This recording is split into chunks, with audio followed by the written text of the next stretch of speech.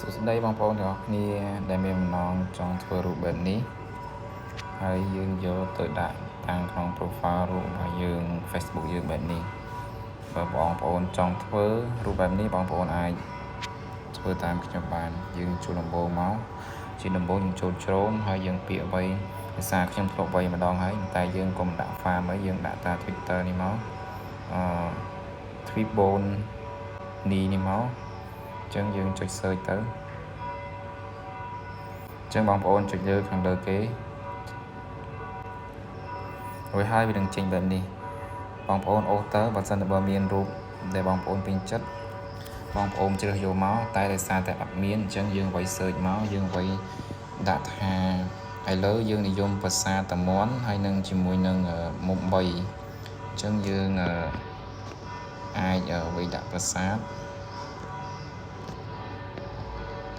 មកវានឹងចេញរូបជាច្រើនយើងចុចកន្លែង see all នេះ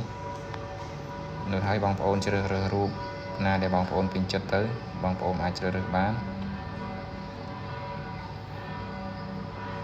ខ្ញុំពេញចិត្តរូបមួយនេះខ្ញុំជ្រើសវាហើយបងប្អូនអូសទៅក្រោម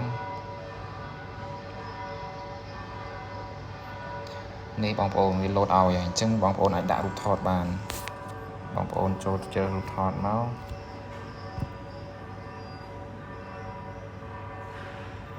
អញ្ចឹងខ្ញុំសូមដាក់រូបមួយនេះបងប្អូនអាចសេរីសរងតាមអ្វីដែលបងប្អូនត្រូវការរូបឆ្វេងស្ដាំមុខក្រោយវា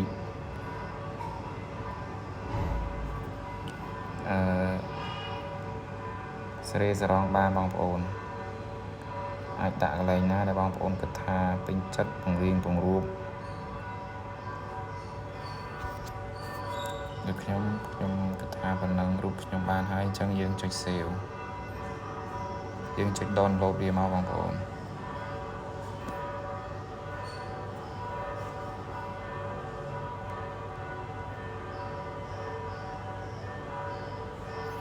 យើងចុច download ម្ដងហើយយើងចុចម្ដងទៀតរួចហើយវានឹងចេញរូបឲ្យ save ហើយយើងចុចកន្លែង save នេះបងប្អូនចុចកន្លែង save នេះមកយើងចុច save មកនឹងវានឹងបើកឲ្យ open អញ្ចឹងយើងចូលទៅកាន់កន្លែងនេះ download យើងអាច download វាបាននេះរូបបានហើយបងប្អូនអញ្ចឹងបើយើងចង់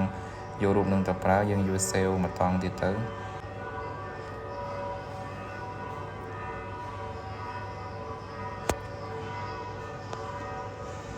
នេះបងប្អូនចូលកន្លែង save នេះមក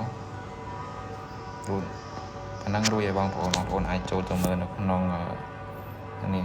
រូបបានបងប្អូននេះរូបខ្ញុំធ្វើមិញមានតែប៉ុណ្ណឹងទេបងប្អូនអាចធ្វើតាមខ្ញុំបានហើយយកទៅដាក់ក្នុង Facebook យើងបានអរគុណ